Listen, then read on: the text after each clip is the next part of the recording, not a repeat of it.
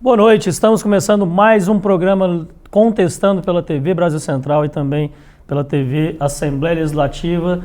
Esse programa aqui está de formato novo, de casa nova, estamos na mesma emissora, na mesma parceria, mas agora gravando dos estúdios da TV Assembleia Legislativa do Estado de Goiás, estúdio moderno, com uma grande equipe fazendo o melhor na parte técnica, na parte de produção e na parte de conteúdo para trazer para você sempre um programa cada vez melhor. Esse é o nosso trabalho aqui e eu fico muito feliz que você esteja conosco essa noite. Comigo hoje, os meus comentaristas de sempre, Dr. Caio César Mota e Dr. Geraldo Fonseca. Boa noite. Boa noite, Daniel. Satisfação mais uma vez ladeá-lo. Boa noite, Dr. Geraldo, meu grande querido amigo. Boa noite, Daniel. Boa noite, Caio. É uma honra estar aqui com vocês novamente. E hoje um convidado muito especial que está lançando o livro, o advogado criminalista Alex Neder, que além de advogado criminalista, ele também é presidente da Associação Brasileira dos Advogados Criminalistas de Goiás. E agora, escritor, né? Direito premial e colaboração premiada. A delação premiada como forma de produção probatória nas investigações de crimes organizados. Ainda não tive a oportunidade de ler, mas vou. E é um assunto que tem mexido muito com todos no nosso país já há algum tempo, desde a Operação Lava Jato, que contou com delações premiadas, desde o Mensalão, que contou com delações premiadas, agora, por último, nessas operações que ocorreram aí contra o ex-presidente Jair Bolsonaro. Boa noite, doutor Alex Neder, seja bem-vindo ao programa Contestando. Boa noite, Daniel. Boa noite, doutor Caio, meu colega.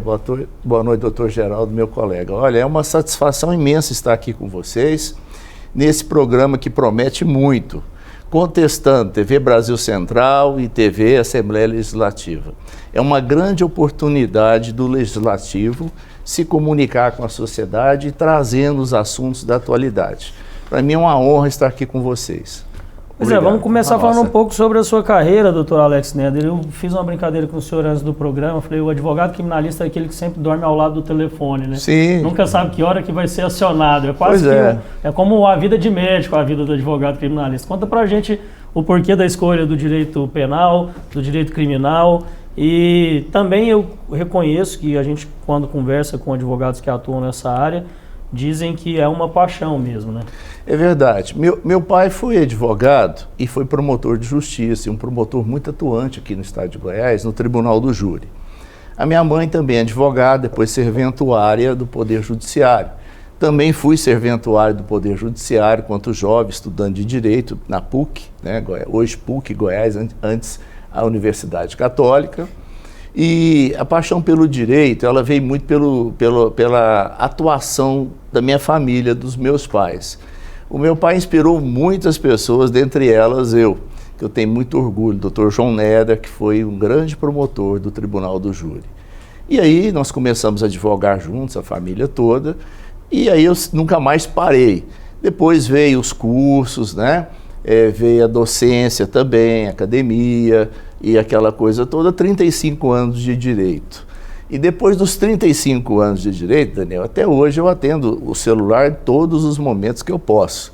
Mas hoje, para eu sair à noite, para ir numa delegacia, é um pouco mais difícil. Então, eu boto os jovens colegas para irem.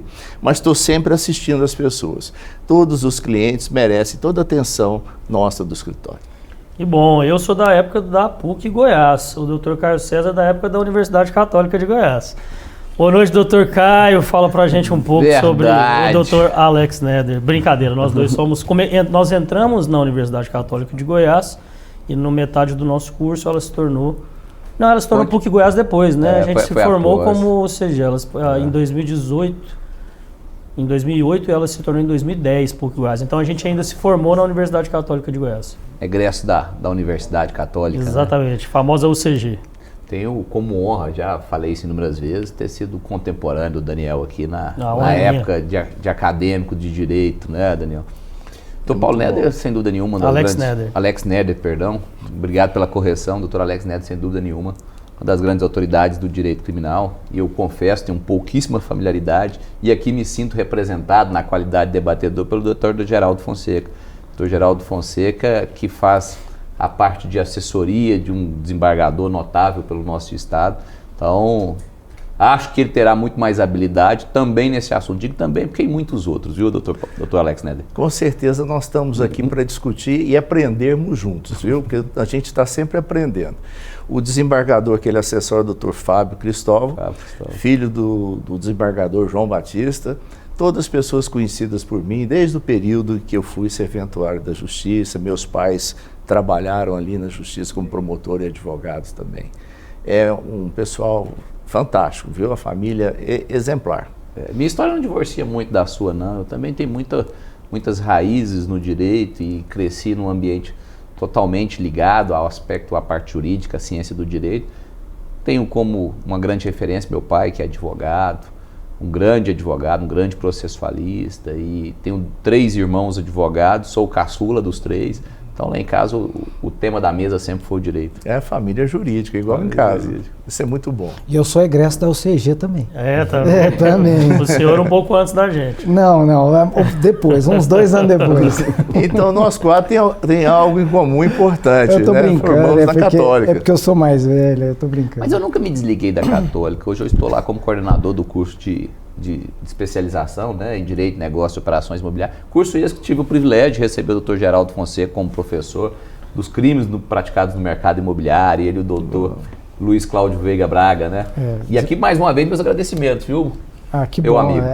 Eu fico feliz pelo convite e também a turma muito boa, foi um final de semana muito agradável.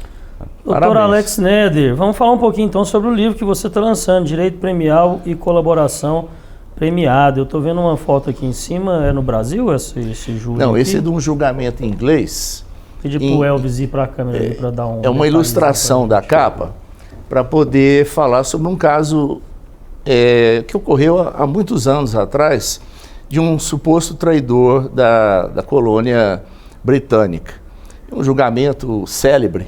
Então ele vem compor a capa só mesmo para poder enfeitar a capa do livro. E tem tudo a ver com o direito. E o livro Direito Premial e Colaboração Premiada, eu faço um paralelo entre o direito premial em Portugal, porque nós fomos colonizados por Portugal, o que veio de Portugal para cá, e a nossa acolhida pelo direito da colaboração premiada, que o ápice é a delação, né? Então, é um livro que fala sobre tudo isso.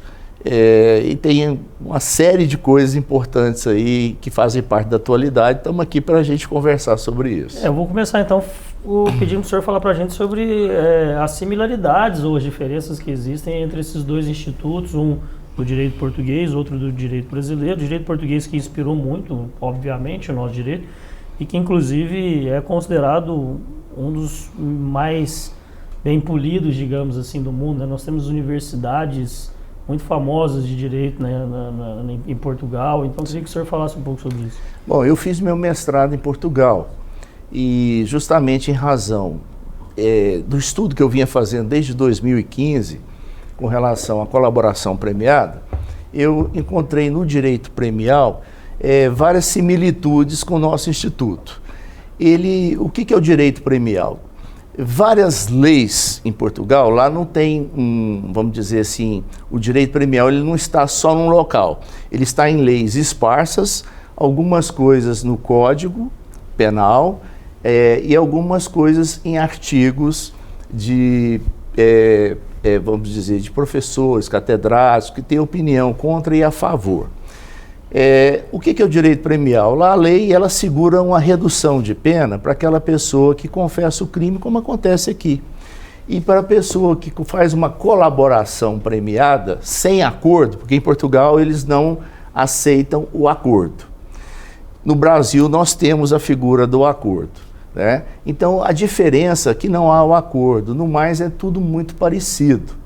Porque dependendo do grau da colaboração do infrator, se ele conseguir desmantelar a organização criminosa e trazer, por exemplo, salvar um refém de um sequestro, salvar vidas, apontar quem são as pessoas que fazem a estrutura daquela organização, quanto mais ele contribui, mais a pena dele é diminuída. Só que ele nunca sabe qual vai ser a pena dele.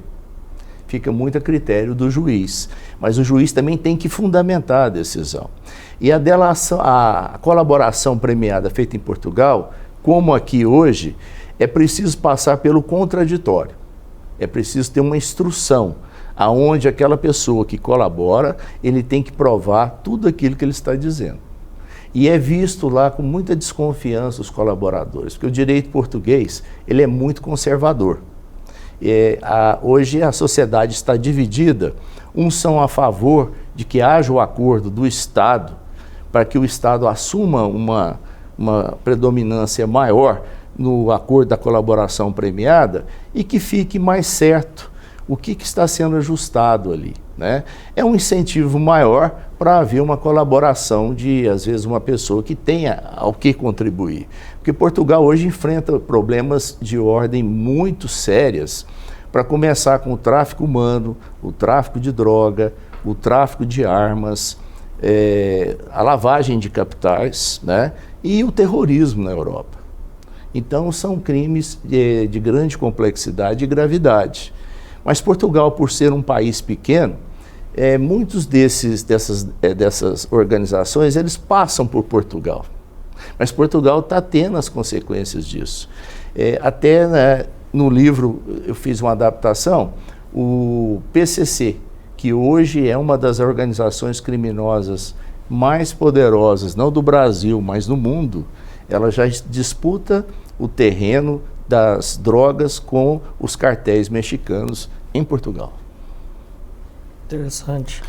E tem algum caso que o senhor, lá de Portugal, que o senhor possa trazer para nós, de colaboração premiada que aconteceu lá? Olha, lá como eu falei para vocês, assim. Não tem lá a imprensa não divulga tanto assim como acontece aqui. Lá o que acontece? A pessoa, a colaboração premiada, seja em Portugal ou no Brasil, ela tem um viés também de, vamos dizer assim, híbrido. A pessoa que quer fazer uma delação, ele vê também a oportunidade de melhorar as condições dele jurídicas. É aí que, mesmo não tendo o acordo, ele joga com aquilo que ele conhece e a orientação jurídica para poder sair melhor da situação. Aqui já é diferente, aqui tem um acordo que é celebrado com cláusulas, é um negócio jurídico, como o Supremo Tribunal já decidiu. Então, assim, eu não tenho um caso específico, mas trouxe no livro uma decisão que mostra mais ou menos como é encarado isso. A diminuição de pena, ela é proporcional ao que o colaborador traz para o processo em benefício da justiça. Eu estou vendo aqui que o livro foi lançado dia 8 de fevereiro, às 19 horas, na ESA, Escola Superior de Advocacia. Por coincidência, no dia que foi deflagrada a operação contra o ex-presidente Jair Bolsonaro e alguns ministros, integrantes do Exército e assessores do ex-presidente. Vocês conseguiram falar do livro no dia do lançamento ou só falaram da operação? Olha, interessante. Como foi na ESA, que é a Escola Superior da Advocacia, que eu fiquei muito honrado com o convite do Dr. Rodrigo Lustosa, que é o atual presidente, toda a equipe. Estive lá a presença prestigiada do nosso presidente Rafael Lara, que eu quero aqui agradecer a todos. Foi um encontro eminentemente jurídico. Lá eu tive assim, a satisfação de receber advogados, amigos, clientes, juízes, promotores, oficial de justiça, enfim, todas as pessoas que a gente convive na justiça. E grata satisfação de ter sido muito prestigiado, com muitos colegas seus, viu, Daniel? Muitos jornalistas, porque eu atuei muito na área dos crimes contra a honra. Há 25 anos eu atuo, então fiz muitos amigos. Então foi uma noite que a gente falou só do livro. Que bom. E vou falar para você, viu? Foi magnífico. Eu fiquei muito feliz, que foi além das minhas expectativas. Sou Rodrigo Lustosa, tive o privilégio de ladeá-lo no Conselho Seccional do OAB, na última gestão do professor Lúcio Flávio, quem eu tenho profunda admiração. E tenho também um grande amigo na ESA, Escola Superior da Advocacia, que está lá, acho que antigamente era diretoria, né? Agora acho que, salvo engano, mudaram, até para tornar presidente, né? Sim. Acho que tem um presidente da ESA. E um dos diretores lá, o Dr. Diego Amaral, um grande amigo, um atuante no mercado imobiliário, onde eu também atuo. Então, já deixo meu cumprimento e um abraço aos dois amigos. Que bom. É a nossa área e família, né? A OAB. Tá certo, que bom. E essa operação toda, ela é baseada, ou pelo menos o começo dela foi baseado numa delação premiada do ex-ajudante de ordens do presidente, do ex-presidente Jair Bolsonaro, Mauro Cid. Eu queria começar falando com o Dr. Alex, até para os nossos telespectadores entenderem bem como que funciona a delação premiada. Tira para a gente um pouco das dúvidas de o que a pessoa tem que apresentar, que provas tem que apresentar, quem que seleciona quais provas são aquelas que vão ser utilizadas ou não, e principalmente, que é uma dúvida que eu tenho, assim, como que se faz a dosimetria do que corrobora ou não, do que eu vou oferecer de benefício para o delatado. Daniel, é o seguinte, a delação premiada, do tempo da Lava Jato para cá, ela modificou. Não deixa eu esquecer de dizer isso não. Com a entrada em vigor da Lei 13.964, que é a lei anticrime. Mas a delação premiada, a rigor, era o seguinte, o indivíduo fazia a delação e com a delação o juiz mandava prender, mandava fazer busca e apreensão, atos arbitrários. Por quê?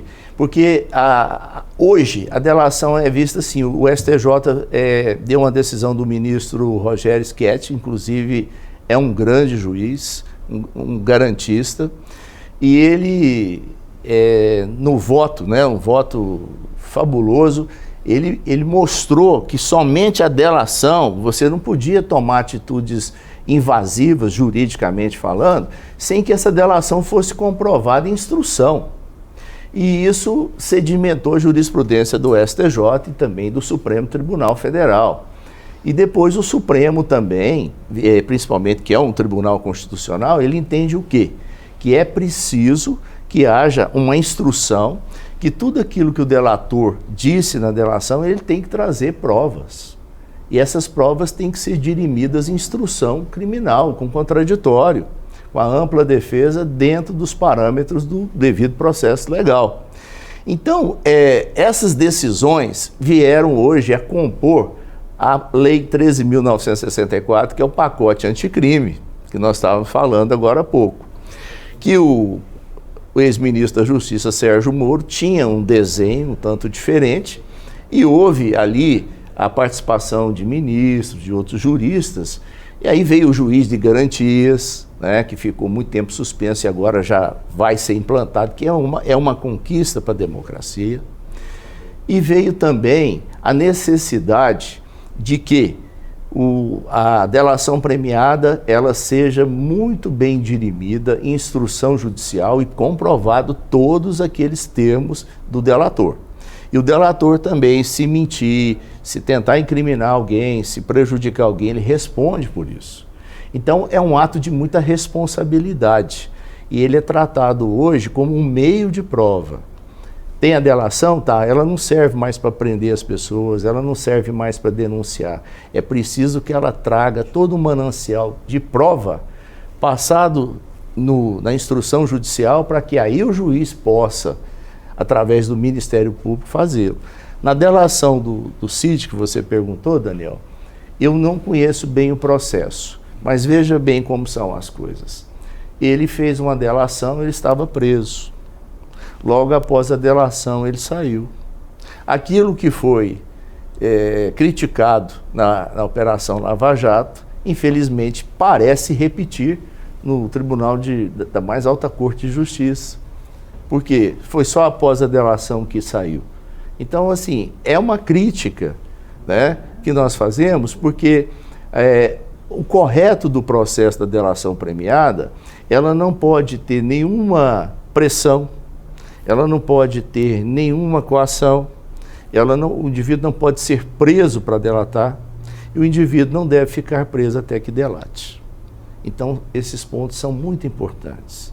Eu não conheço o processo, como eu falei para vocês, mas isso é repudiado por nós criminalistas e achamos que isso tudo tem que ser feito dentro do devido processo legal, respeitadas as garantias constitucionais dos investigados e dos processados. Doutor Geraldo. Inclusive, esse problema aconteceu na Lava Jato, né? Segundo as pessoas que atuaram no processo lá durante, que houve um pouco de excesso do Ministério Público juntamente com o juiz que conduzia, porque prendia para o cara poder soltar a língua, e aí ele, a partir do momento que delatava, então era solto, era meio que uma condição para a soltura. Agora, o senhor não acha que isso, assim, como está previsto o direito, essas pessoas, nós estamos falando de organizações criminosas, então são pessoas que contratam bons escritórios, normalmente são pessoas que têm uma condição financeira que podem ter esse aporte.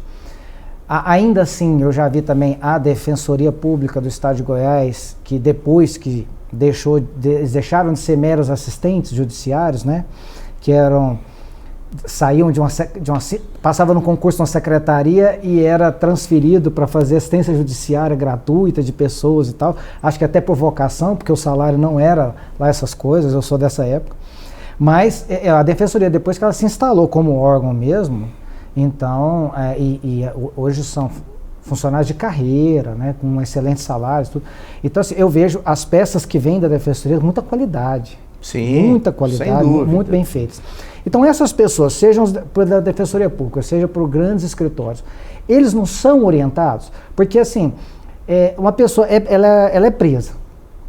E aí, crime de colarinho branco, principalmente, às vezes há um interesse dela mesma ali naquela conversa com o advogado, primeira conversa com o advogado ali, logo depois que é preso, né, o direito ao telefonema, e aí já vai traçar ali o que vai ser dito em audiência de custódia e daí por diante. Já não recebe uma orientação do advogado? Olha, o que acontece é o seguinte, nos crimes de colarinho branco, que tem até um tópico que eu falo na nova modalidade de crime no Brasil, em que eu enfoco a questão da Lava Jato. Essas pessoas, elas são mais sensíveis à prisão. Elas não estão acostumadas à prisão. Não é um membro de uma facção criminosa que tem toda uma vivência, né, e uma vida passada pela cadeia. Então, o que acontece, como aconteceu na Lava Jato? Você vê um executivo ser preso, né? E a família dele sofreu uma devassa de busca e apreensão e uma série de coisas. Essa pessoa tem uma reação diferente de qualquer outra. Mesmo assim, muitos deles demoraram a optar pela delação premiada. E, naturalmente, eles têm a melhor assistência possível. O advogado vai dar são advogados bons, eles têm meios e condições de contratar bons advogados, e os advogados vão explicar tudo para eles sobre o acordo. Aí que entra uma questão importantíssima. Eles medem os prós e os contras. Sim. E nessa hora reúne com a família e resolve tomar o caminho dele. Como é um direito positivado, como disse o Nefe Cordeiro, ex-ministro do Superior Tribunal de Justiça, que tem um livro também sobre a delação premiada, muito bom, inclusive cito várias vezes no meu livro, o que é um direito. As pessoas veem o delator às vezes, né, como uma pessoa que está fazendo uma coisa errada com os amigos, não é bem assim, é um direito que lhe assiste, ele tem um ônus e o bônus, ele vai ter o bônus dos termos do acordo, mas vai ter o ônus de provar tudo aquilo em juízo, e não é fácil, num processo que tem 20 réus, tem 2 delatores, você vai ter que enfrentar 20, você compreendeu? 18, todos com bons advogados. Então, é uma odisseia, não é uma coisa simples, não. Então, aquilo ali é uma opção que a pessoa faz para a vida dele, né? Fala, olha, eu vou ter uma diminuição de pena, eu vou poder preservar isso na minha vida, como aconteceu com o diretor de abastecimento da Petrobras e com aqueles doleiros, que sem essas pessoas a Lava Jato não teria caminhado, não teria tido o sucesso que teve. Inclusive, hoje, com a Lei 13.964, que é a lei anticrime, o que aconteceu? Hoje existe o princípio da adequação. Antigamente nós falávamos da voluntariedade, da espontaneidade da delação. Hoje tem o princípio da adequação. Naquela época da Lava Jato, não tinha. O juiz podia falar o seguinte, olha, você pegou 70 anos, eu garanto que você vai cumprir 3 anos em casa, com uma tornozeleira, que foi o caso do diretor de abastecimento da Petrobras. E ele foi uma pessoa que teve uma colaboração esplendorosa dentro do contexto do processo. E o mesmo aconteceu com o doleiro, que hoje voltou, já cumpriu a pena e está trabalhando, né, dentro dos parâmetros legais, vamos dizer assim. Então, esse diretor de abastecimento faleceu, 68 anos de câncer, mas já tinha cumprido a pena dele. Com esse princípio da adequação, hoje o juiz, aliás, o promotor propõe o acordo, ou a polícia. Se a polícia propuser o acordo, ele só pode valer se o Ministério Público chancelar aquele acordo. Tanto que o Cabral fez um acordo com a Polícia Federal e o Supremo não homologou porque o Ministério Público não tinha abonado o acordo. Então, o que acontece? Se o Ministério Público não abona, o acordo não vale. Então, é preciso então, que o Ministério Público abone. Mas quando chega para o juiz homologar ou para o tribunal homologar, é preciso que esteja dentro do Código Penal e da Lei de Execução Penal. Você não pode mais ir além do que a lei permite. E a lei tem as graduações do regime fechado, do regime aberto, do regime condicional, aquela coisa toda. Então, hoje, ela é um instituto atrativo, mas ela está jungida à lei. Não pode mais fazer aqueles acordos extraordinários que beneficia demais uma pessoa. E eu acho que isso é muito bom, que põe limites ao instituto e dá maior garantia também de uma equidade, porque não pode ficar tudo na discricionariedade do Ministério Público e do juiz, né? Doutor Alex, recentemente, ainda durante o governo Bolsonaro, nós tivemos um projeto, um pacote de medidas anticrime que foi desenvolvido pelo ex-juiz Sérgio Moro, hoje senador, e muitos diziam naquela época o seguinte, que era um projeto muito inspirado na justiça americana, né, na delação premiada na forma que ela acontece nos Estados Unidos. Eu queria que o senhor falasse um pouco para a gente sobre do que se tratava, como que ele é aplicado hoje e se realmente tinha essa inspiração no direito americano, o que ele se assemelha com o direito americano.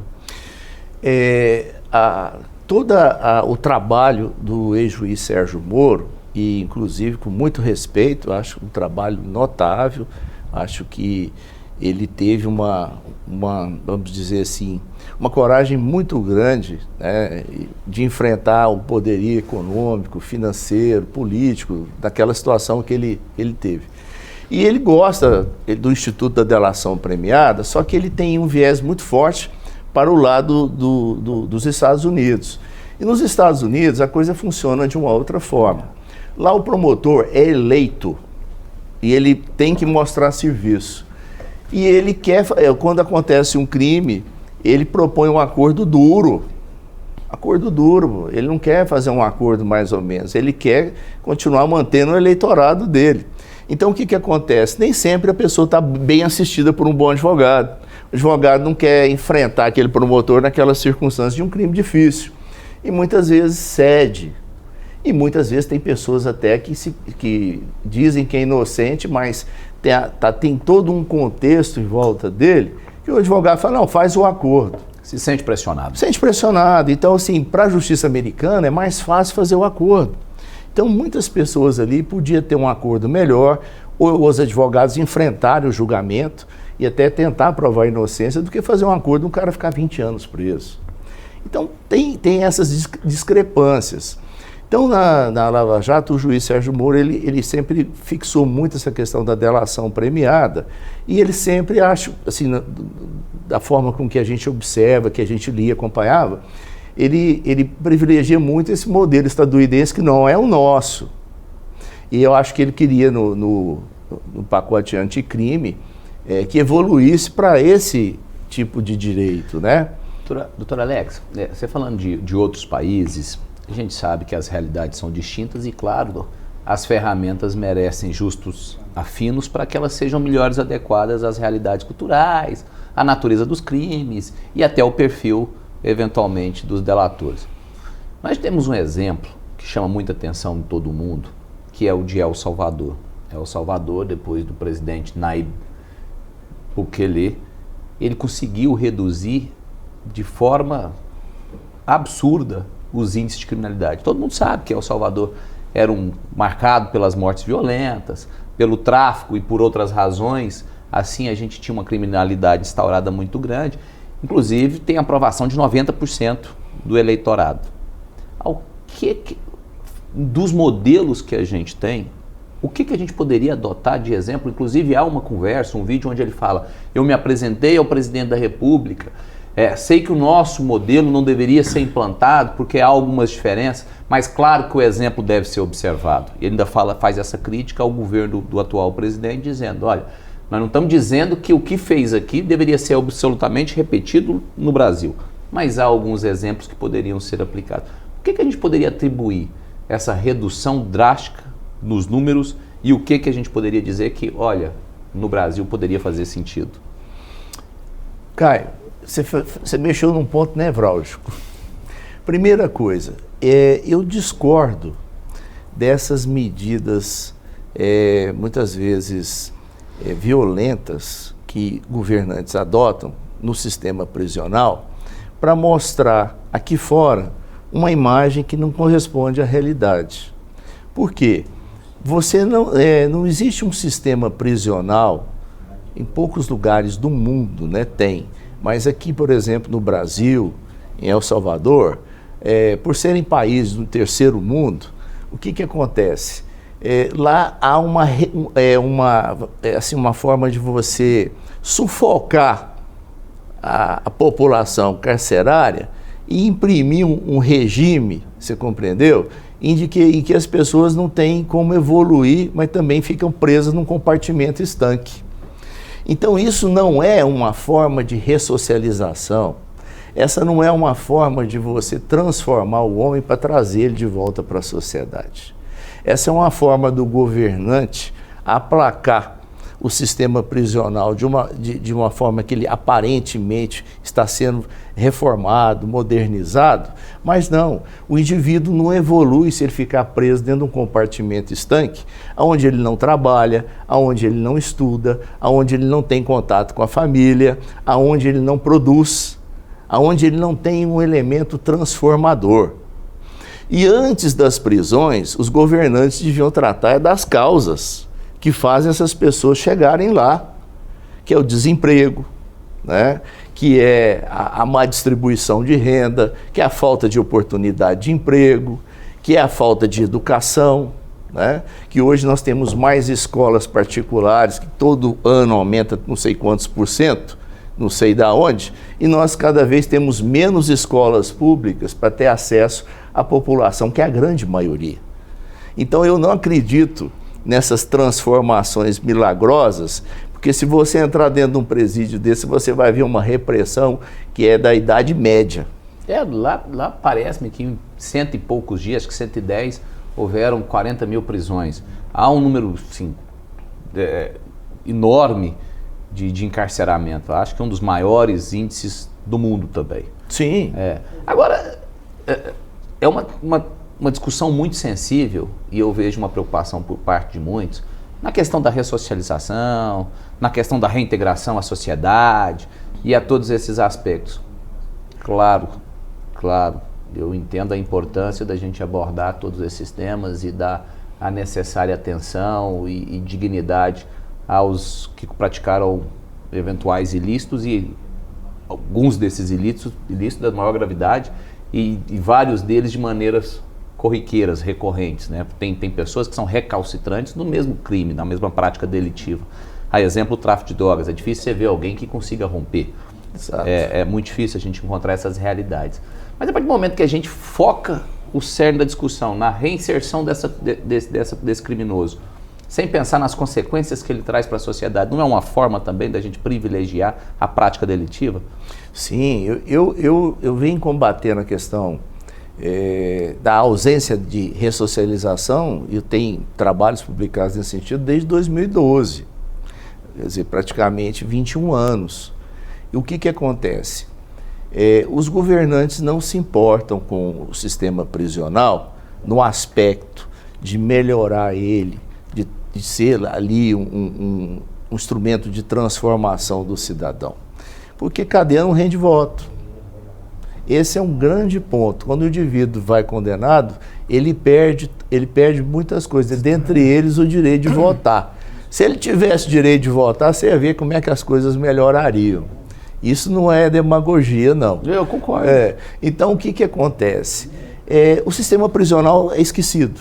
Está sendo esquecido, vai levando, e você vê aquelas rebeliões, aquela coisa horrorosa que aconteceu no Maranhão, que cortaram a cabeça de vários presos, quer dizer, uma selvageria. Aquilo ali é a ausência do Estado. É totalmente a ausência do Estado. E o que acontece hoje? As facções tomaram conta dos presídios. Mas o Estado que se mostra ausente, tomaram conta. O Estado que se mostra ausente no sistema prisional é o mesmo que se mostra ausente no conforto das famílias vitimadas, é o mesmo Estado que se mostra ausente no momento de prestar a necessária assistência. Quantas famílias vitimadas de maneira violenta não tiveram oportunidade de um tratamento psicológico para poder superar? Às vezes o vitimado é aquele que era o mantenedor da família. Aquelas famílias passam a viver do quê? Então, há uma ausência dos Estados em todas as esferas, mas eu acredito que há por parte de um grupo, e eu, claro, não o vejo participando desse grupo, mas de maneira muito veemente, muito calorosa, na preocupação com os direitos daqueles, mas sem preocupar uma míngua, uma vírgula no prejuízo causado e no direito daqueles que foram violentados, vitimados. Nós temos um posicionamento de parte do governo atual em dizer que no Brasil o combate deve ser contra a criminalidade grande. O atual presidente, Luiz Inácio Lula da Silva, ele já citou por algumas vezes, olha, tem que se prender o peixe grande, não adianta prender o peixe pequeno. E para muitos, doutor, isso dá uma sensação de insegurança. Porque o que é o peixe pequeno? É quem rouba o seu celular? É quem rouba a sua carteira? Então eu posso sair às ruas ou não posso sair? Como o senhor vê esse combate à criminalidade? Ele tem que ser feito realmente de maneira a se punir qualquer tipo de crime? O exemplo de El Salvador se aproxima mais do que seria o ideal para a sociedade, ou em contraponto ao que pensa o atual presidente em dizer que a criminalidade tem que focar onde estão as cabeças das operações? Olha, nós temos um problema muito sério no Brasil, que nós somos acho que nós temos a terceira ou a segunda população mais numerosa carcerária. Parece que nós perdemos só para a Rússia e mais um outro país aí. Em números gerais, né? Em números gerais. Em números gerais. Então, o que acontece? Se você pega um indivíduo, prende ele, e ele fica ali num compartimento estanque, sem desenvolvimento, não vai melhorar em nada. Ele vai voltar para a sociedade pior, porque a convivência lá dentro é pior. Não tem condição de melhorar. Então, esse é um fator que já devia estar sendo trabalhado. O segundo, eu conheço casos de pessoas que entraram na cadeia, são doentes mentais. Nós não temos aqui em Goiás e na maior parte dos estados o hospital de tratamento e custódia psiquiátrico. Um indivíduo que é doente, como aquele Pedrinho matador, ele teve que ser isolado lá dentro, porque ele matou mais, acho que 100 pessoas. Depois o indivíduo daquele saiu, acabou sendo morto. O bandido da luz vermelha também. Mesma coisa. Então você vê o seguinte, o indivíduo vai preso, está sob a custódia do Estado, o Estado não trata do indivíduo. Não trata. Então como que esse indivíduo vai melhorar e como é que esse indivíduo vai voltar para a sociedade? É uma irresponsabilidade. Com relação aos peixes maiores que você falou, no livro eu trago o seguinte, por que eu acho que o Instituto da Delação Premiada ele é importante, mas deve ser aplicado dentro da lei e com respeito às garantias constitucionais. Você não chega nas grandes organizações criminosas e nos chefes, nos líderes, se não for de dentro para fora. Não chega. Através dos métodos convencionais, você vai até determinado ponto. Principalmente quando se trata de organizações transnacionais. Aqui eu falo da Europol, né, que é um órgão que auxilia, como o FBI, CACEI, na União Europeia, e conta com a ajuda também da Europol e da Interpol. Então, o que acontece? Com todos esses mecanismos, hoje, se você não tiver ligações com os outros países, trabalhar em conjunto, você não evolui, você não chega a nada. Agora, a delação provou, eu vou citar 3 casos para vocês. Na Itália, nós tivemos o caso do Tommaso Bruschetta. Ele foi vítima de uma situação dentro da Camorra, que começaram a matar os familiares dele e ele resolveu delatar. Ele implodiu a máfia italiana. Nós tivemos o caso da Lava Jato, que com erros e acertos, ela foi o maior marco de combate à corrupção do Estado brasileiro. Sem dúvida. Aniquilada. Eu acho que deveriam ter salvo o que tinha de bom e consertado o que tinha de ruim, e não jogado tudo fora. Essa é a minha opinião. E terceiro caso, com mais de 30 anos na área criminal, vocês viram um exemplo aí gritante. Eu nunca vi você capturar os executores de um crime de homicídio de mando e os indivíduos ficarem presos quase 5 anos e você não chegar no autor. É o caso da Marielle Franco. Foi agora fazendo a delação premiada que parece que se aproximando dos mandantes. Então você vê que é um instituto importante, que a Polícia Civil fez um trabalho primoroso, não conseguiu chegar. Federalizou o crime, aproximou mais ainda, mas chegaram à conclusão que sem a delação não conseguiria chegar lá. Então é um instrumento forte, poderoso e eficiente, mas tem que ser usado dentro dos limites da lei. E é perfeitamente possível. Basta olhar para o lado do réu, do indivíduo e falar, não, gente, vamos respeitar os direitos dele, dar as oportunidades para ele. E o processo caminha da mesma forma. Mas não dá para ignorar que essa prática do nosso chefe maior do executivo fomenta a criminalidade. E eu não consigo ignorar, porque isso são traduzidos através de números. A gente não gosta muito de falar de estatística, porque a estatística às vezes maqueia e ela induz a crassos erros, mas os números são facilmente percebidos. Quer um exemplo claro? Faço justiça ao governador do estado de Goiás, Ronaldo Caiado. Olha, os números de Goiás, de antes e de agora. A gente percebe, Goiás, carros em Goiás eram roubados com tanta facilidade e de forma tão facilitada, que a gente tinha muito receio. Antigamente a gente falava, tais marcas de carro, minha família falava, vou comprar uma marca tal. Deus me livre, essa é a marca mais queridinha dos criminosos. Caminhonetes também. Caminhonetes de determinadas marcas, carro. Então era um absurdo que a gente vivia aqui. Quem determinava o que a gente podia ter, onde a gente podia ir ou não, era a criminalidade, eram os números.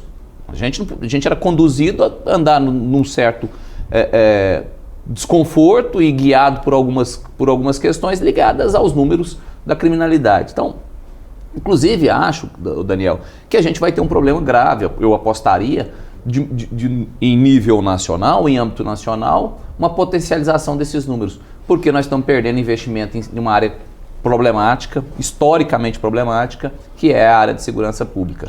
Então, parece-me que é uma sinalização muito clara nesse sentido.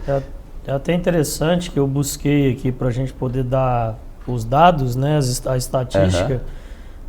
Os números, a diminuição do roubo de veículos em Goiás, que é de 81,3% nos últimos 4 anos, esses 4 anos do primeiro mandato do governador Ronaldo Caiado, mas a primeira matéria que saiu, a matéria de um site de venda de veículos, escrito o seguinte: confira a lista dos 5 modelos de carros mais roubados em Goiás, para você evitar comprar esses carros. Então essa era a Nossas vivência. Escolhas eram guiadas pelos números. E falando sobre isso também, você queria complementar? Não, mas pode. Falando sobre isso também, porque eu acho que é importante, vai muito nesse sentido do que, nessa dicotomia, né, de uma visão e de outra visão. No caso, nós citamos aqui o governador do estado de Goiás, Ronaldo Caiado, que diz, tem como lema que em Goiás ou o bandido muda de profissão ou muda de estado. Um assunto que vem criando uma certa polêmica também, principalmente pelo que aconteceu há algumas semanas, onde um policial militar foi assassinado por um ex-presidiário que estava em custódia do Estado, mais solto devido a esse dispositivo de saidinhas de premiação para eventos para finais de ano, ou seja, para outras situações em que ele consiga o direito. Agora tem uma PL, a PL 2253, 2243 de 2022, que acaba com essas saidinhas, e essa PL ela está aí na plenária para votação. Eu queria saber também como que o senhor vê esse dispositivo, e o que a gente escuta da população, pelo menos na maioria das vezes, é que a maioria das pessoas não gostariam que esse dispositivo existisse. Se sentem inseguras ao saber que um presidiário vai estar nas ruas, ou sentem mais insegurança ainda de ter a certeza se ele vai retornar ou não à prisão. Daniel, é o seguinte, você analisando a situação do ponto de vista social, ele realmente coloca em xeque uma questão que precisa, assim, de ter uma atenção maior, um cuidado, e essa mudança está vindo aí. Eu tenho algumas objeções, mas eu vou colocar conforme eu vejo da questão do aspecto jurídico, porque existem presidiários de toda forma. Existe o infrator e existe o profissional do crime. É preciso que o sistema prisional saiba quem é quem. Essa é uma coisa importante para se fazer. A lei de execução, a lei de execução penal é uma lei magnífica. Só que o país não dá estrutura para o sistema prisional cumprir a lei. Pela lei, tantas pessoas têm que ficar numa cela, não é aquele tanto de gente numa cela, onde um tem que ficar em pé, ou tem que ficar sentado, ou tem que ficar deitado. Quer dizer, aquilo ali, a gente acha que o preso ele tem que ser demonizado, e não é assim, porque um dia, mais cedo ou mais tarde, ele vai voltar, né? Então, o que acontece com esse plano, com esse PL aí? Na minha ótica, eu achei interessante a sugestão do senador Moro, que conversou com o proponente do projeto, já para ter uma flexibilidade com aqueles que estudam, com aqueles presos que estudam. É preciso você tratar os desiguais, né, de uma forma realmente desigual, e tratar os iguais, ou seja, né, aquela coisa, você não pode ter uma receita para todo mundo. É preciso aquelas pessoas de alta periculosidade restringir mesmo a saída. Eu sou favorável a isso, porque não tem condição. O criminoso perverso, aquele criminoso que pratica o crime mediante violência ou grave ameaça, ele não pode sair junto com todo mundo. Tem que ter um critério, né? Mas o que eu falei, tem o infrator e tem o profissional do crime. É preciso que o sistema divida quem são essas pessoas e dá um tratamento diferente para cada um.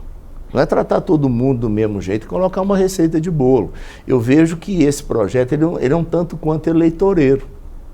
Quando você fala, vamos proibir a saidinha, então, quer dizer, vai reinar a paz no mundo. Não, não é assim, não vai. Você compreendeu? Por exemplo, aquele indivíduo que é um estuprador, quanto mais, o cara desse não tem jeito de sair. Indivíduo que é assaltante, que tem várias passagens, um cara violento, tem que modificar a situação dele. Mas aquele indivíduo que por um golpe de azar, ele teve um problema, está pagando pelo crime dele, está tentando voltar, está buscando até no estudo e trabalhar, essa pessoa, o Estado tem que apoiar e dar uma oportunidade. Então eu vejo que esse projeto ele tem um lado muito importante, mas ele não pode ser uma coisa radical, onde coloque todos na mesma vala comum. Me incomoda um pouco essa questão, e assim, eu vejo o tal do direito humano, eu acho que ele é um direito que tende a ser desumano. E desumano com a parte mais fragilizada. Isso me incomoda demais, confidencio ao amigo. E o que acontece? Parece-me que a gente busca solução para um problema que realmente não é da sociedade. Assim, claro que atinge a sociedade e a envolve, mas que não é causa da sociedade. A criminalidade, por exemplo, claro que tem fatores sociais, mas não posso dizer que é uma tendência criada por um fator provocado pela sociedade em si. Seria como a gente admitir vítima em potencial, que eu estudei lá nos tempos de graduação, querer responsabilizar a vítima ou criar a síndrome de Estocolmo para poder justificar algumas práticas. Então, assim, tem algumas coisas que me fogem à compreensão. Uma delas é dizer, o Estado não tem capacidade de oferecer digna subsistência ou digna condições de sobrevivência aos detentos, e por isso nós temos que criar condições para que ele possa sair no Natal, que ele possa sair... É simples. Trabalho para lá não está. Porque chegar lá não é ser bonito, não é ser feliz. Lá é, de fato, um lugar para que você receba a punição por uma prática falha. Claro que tem muitos lá que injustamente estão, e a gente não... O cenário perfeito a gente não vai encontrar nunca, e isso, infelizmente, é uma realidade que a gente não dá para desligar. Com relação às saidinhas, para que você tenha uma ideia, eu lembro de ter lido, parece-me que os favorecidos pela medida do Natal, acho que é esse o nome que se dá, né, me corrija aqui, esteja à vontade, parece-me que foi 52 mil os beneficiários. Desses 52 mil, 49 voltaram. Eu até fiquei surpreso com o número, falei, voltou gente pra caramba, rapaz. Só que os 2.600 que não voltaram, na grande maioria deles estavam praticando crimes. Então, assim, são 2.600, é pouco perto do montante de 52 mil, mas avalia mais 2.600 pessoas sendo vitimadas, ou multiplique por quantas vezes pudermos, porque ele não comete só um crime. Quando ele deixa de voltar, ele se torna um foragido da justiça e começa de novo as práticas delitivas. Mas eu só te interrompendo, eu acho, veja a proporção, 49 mil voltou, 2 mil e pouco. 5%. Então, é mais um dado importante para nós... Nesse específico, não sei nos outros. Sim, para nós vermos que nós temos que corrigir a distorção. Você não pode pegar todo mundo e colocar na mesma vala comum, porque você está sendo injusto com 49 mil e tanto. Ou seja, essas pessoas, elas querem respeitar os limites da lei, querem continuar tendo benefício e quer sair dali. E tem sonhos, tem aspirações, é ser humano. Então eu vejo assim, é preciso corrigir sim, é preciso modificar essa situação, mas com critérios de avaliação, exame criminológico, saber quem é quem, entendeu? E ter as medidas para restringir esses 2.600 que têm características diferentes. Essa é a minha visão. Eu queria nesse aspecto, concordo em absoluto. Acrescentar um detalhe, assim, primeiro a fala do presidente da República, ele está totalmente desinformado, porque o criminoso pequeno, ele já recebe inúmeros benefícios, né? Nós já estamos bem evoluídos nessa etapa. Nós temos agora até acordo de não persecução penal, que não existia, nós temos transação penal. E aí, vamos colocar aí o cara que foi condenado 4 anos. 4 anos é regime aberto. Converte em prestação em penas restritivas de direito. Quando não dá restritivo de direito, dá sursi da pena, que suspende o processo por 2 anos, ele só tem que ir lá uma vez por mês assinar o livro, desde que ele comprove estudo e trabalho.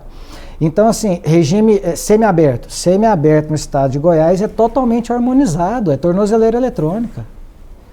Então, hoje no estado de Goiás... Por falta de condições físicas, né? Esse semiaberto hoje é por conta... Não, fica 100% até aberto? 4 anos aberto. De 4 anos e 1 dia até 8, semiaberto. Tornozeleira eletrônica. Pois é, porque não temos estrutura física. Porque não tem a colônia, mais a colônia agrícola. E aí, acima de 8 anos, nós temos regime fechado. Concordo com o doutor que realmente o problema carcerário, isso aí eu vivo isso no dia a dia. Problema carcerário e problema com a lei de execução penal. Isso eu vejo lá todo dia. Agora, eu percebo também uma boa intenção dos juízes em fazer o exame criminológico, que inclusive o projeto de lei da saidinha fala isso, fala que implementar esse exame criminológico como condição também para validar. Por quê? Porque ele está previsto na LEP, mas ele é a critério do juiz, entendeu? Então, assim, não é um negócio assim que tem que fazer, que se faz assim, comumente, em todos os casos, que eu acho que deveria fazer em todos os casos. Deveria ter uma avaliação mensal. Já marca o dia, vai psicólogo, psiquiatra e tal, não sei o quê, e o assistente social, e quem seja. Por quê? Porque isso, a gente vê quando sai o exame criminológico, ele é muito bom. Exatamente para orientar o juiz, promotor, inclusive até a defesa.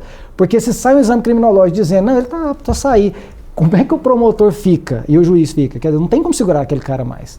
né? Então, para avaliar progressão de regime, tem pessoas que têm direito à progressão de regime porque já cumpriram um sexto da pena, desculpa. Então, ele tem direito, mas ele não vai pelos critérios subjetivos. Por mau comportamento, porque fez alguma besteira lá dentro, cometeu uma falta grave ou por conta do exame criminológico. Então, é exatamente isso. É prover para poder ter esse resultado. Eu concordo, você está certo. É desconfortável confrontar os colegas porque vocês são as autoridades do tema. Mas eu gostaria de ouvir, porque para mim tem algumas soluções que parecem singelas. Claro, singela, mas requer alto investimento. Num país que desperdiça tanto dinheiro, né, falar que isso deixaria de ser prejuízo. Parece assim, nós falamos de desvio de bilhões aqui, não dá nem repercussão mais. Fulano foi condenado por prática de mensalão, petrolão, e assim se vai o dinheiro. Então, se a gente tivesse, de fato, olha, a gente tem um sistema que um aspecto que parece muito favorável, que é o da remissão da pena. O cara que trabalhou, acho que é 3-1, não é 3 isso? para 1. 3 dias de trabalho, remissão de um ou dia estudo, remido. trabalho ou estudo. Trabalho ou estudo. Sim. A gente tem condição de ofertar trabalho e estudo de verdade, com dignidade a esse encarcerado. Né? Uma condição de receber assistência dentro das cadeias e de oferecer dignidade. Então, assim, parece que a receita não é muito difícil e não está muito distante. Não é, mas é o que você falou. Não quer investir. Não quer, claro, não quer. Pois é, mas o que eu estou vendo agora, aí para finalizar minha fala, Só para concluir, doutor Geraldo, senão, e assim, eu só não posso achar justo, porque esse desinteresse do poder público em fazer esses investimentos deva submeter mais uma vez a sociedade ao cumprimento da pena, que é trazer o cara de volta, porque ele não pode ficar lá porque lá não é legal. Então, assim, o cara não tem colônia agrícola mais aqui em Goiás. Aí mete a tornozeleira do cara e volta aí pra rua. Quem que é a vítima de novo? Nós. Então não faz muito sentido, tem que ter o necessário rigor e oferecer as condições mínimas para que ele seja Só uma parte, você quer ver o tanto que seria importante, um projeto que meu pai tinha, isso há 30, 40 anos atrás. Se nós tivéssemos as colônias agrícolas nas regiões e não trouxesse o homem do campo por ser pago, essas pessoas teriam outro futuro. Eles não entrariam para o mundo do crime. Você une todo mundo, todos os perfis. E ficariam próximos da família, da região. E eles são pessoas que foram criadas num outro sistema. Eles são muito puros perto do homem da cidade, o homem do campo. E pegava um indivíduo desse, porque ele, numa briga de bar, matou um indivíduo e jogava dentro do CEPAC. Isso é uma desumanidade. Enquanto a lei de execuções penais manda que aquelas pessoas têm que ser separadas dos outros. Não separa. Tem cara ali que tem reincidência, não está junto com o primário. Olha, tá tudo errado, viu? Desculpa, mas tá tudo errado. Mas esse projeto de lei, assim como algumas decisões que o Supremo vem tomando recentemente, eu percebo que aí não tem distinção, seja esquerda, seja direita, seja quem for, seja a ideologia que você siga, mas assim, a preocupação com a criminalidade. Porque para mim isso é preocupação com a criminalidade e, por exemplo, o Supremo dizer que as decisões do STJ com relação à abordagem de traficantes na rua é irregular. O Supremo já começou a falar que não concorda com o STJ, né? Então a viatura vira a esquina, o sujeito está na calçada traficando, ele vê a viatura, ele corre para dentro do imóvel. E aí o STJ dizia que não poderia adentrar até o imóvel. O Supremo já tem decisões recentes dizendo que pode perseguir ele até dentro do imóvel. Por quê? Porque já verificou que tinha acontecido, né, a traficância. Então, assim, parece-me que há uma preocupação da sociedade, né, do judiciário, do legislativo, todo mundo, com a criminalidade. Então, assim, se você não tiver aí um governador que tenha um pulso, não é? Igual, por exemplo, aqui no estado de Goiás, eu sei que a polícia militar é orientada para fazer o papel dela, independente do resultado. Mas pode dar nulidade, ele vai ser absolvido, não interessa. Nós estamos tirando droga da sociedade, estamos prendendo, tal. Depois o judiciário decide. Aí nós vamos para essa discussão nossa aqui, sim, se o STJ está certo ou se é o STF. Mas assim, a atuação é feita, a repressão é feita, e aí baixa a criminalidade. E aí eu acho que se você perguntar para qualquer goiano, principalmente os goianienses, que a capital nossa também tinha muito crime, se eles estão satisfeitos ou não com a segurança. Né? Eu acho que esse é o ponto principal, né? Inclusive o Dr. Caio citou o que tem acontecido em El Salvador, o que eu acompanhei de perto agora, em virtude das eleições, justamente relatos de vários cidadãos de lá falando como que a vida melhorou com relação à criminalidade. 90% de aprovação. As pessoas que não conseguiam sair à rua tiveram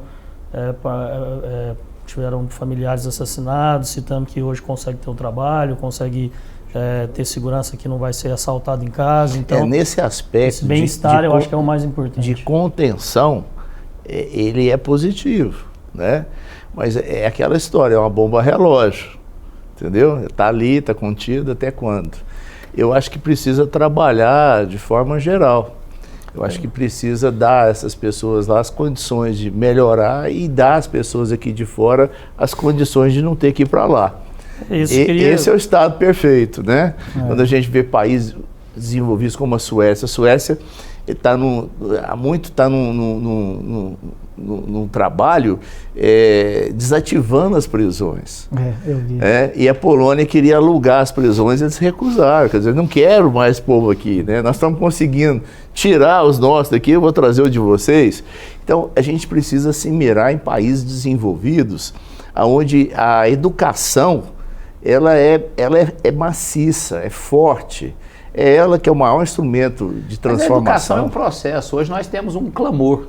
E nós não damos conta de acompanhar esse processo. Nós vamos educar agora a criança para poder torná-los homens de bem. Sim, mas... E o que nós vamos fazer com a realidade presente? É essa que tem incomodado muita gente. Eu acho que faz disso os números que nós temos em algumas oportunidades. A exemplo de El Salvador. É isso. Recebemos aqui o Dr. Alex Neder, que lançando Direito Premial e Colaboração Premiada. Quem quiser saber mais sobre o livro, pode entrar em contato através do... Pode. No site da Juruá, que é juruaeditora.com.br. E o livro está lá no site para ser vendido. É isso. Legal. Então, Parabéns. Recomendamos, agradeço muito a presença do senhor. Muito obrigado, eu que agradeço, Esperamos Daniel, contar. Caio, Geraldo, um bate-papo muito edificante, viu? É uma pena que foi rápido, né? Uma hora passa rápido, né? Mas o senhor volta mais vezes para visitar. Pô, vai ser um prazer, viu, Daniel? Uma boa noite, doutor Caio. Boa noite, doutor Geraldo. Boa noite. Boa noite para vocês de casa. A gente se despede hoje aqui nesse domingo, desejando sempre que você fique com Deus. E a gente se vê domingo que vem à noite em mais um programa Contestando, feito especialmente para você. Boa noite. Boa noite, ótima semana.